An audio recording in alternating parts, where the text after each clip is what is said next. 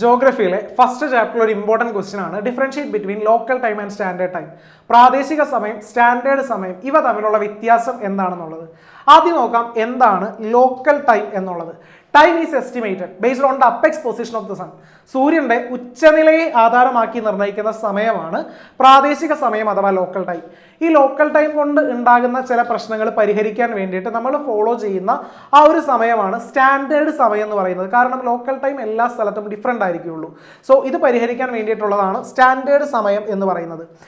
നോക്കാം എന്താണ് standard time. The longitude that passes through the middle of the country is considered as standard Meridian. The local time at the standard Meridian is the standard time of the country. ഓരോ രാജ്യത്തിൻ്റെയും മധ്യത്തിലൂടെ കടന്നു പോകുന്ന രേഖാംശ രേഖയെ നമ്മൾ മാനക രേഖാംശമാക്കി കണക്കാക്കും. ഈ മാനക രേഖാംശത്തിലെ പ്രാദേശിക സമയമാണ് ആ രാജ്യത്തെ സ്റ്റാൻഡേർഡ് സമയമായിട്ട് കണക്കാക്കുന്നത്. അപ്പോൾ ഒരു ചോദ്യം കൂടെ നമുക്ക് വേഗം ഒന്ന് നോക്കാം. ഇന്ത്യൻ സ്റ്റാൻഡേർഡ് സമയം എന്താണെന്നുള്ളത് ഒന്നുമില്ല, ഇന്ത്യയുടെ സെൻട്രിൽ കൂടെ കടന്നു പോകുന്ന ആ ഒരു രേഖാംശ രേഖ.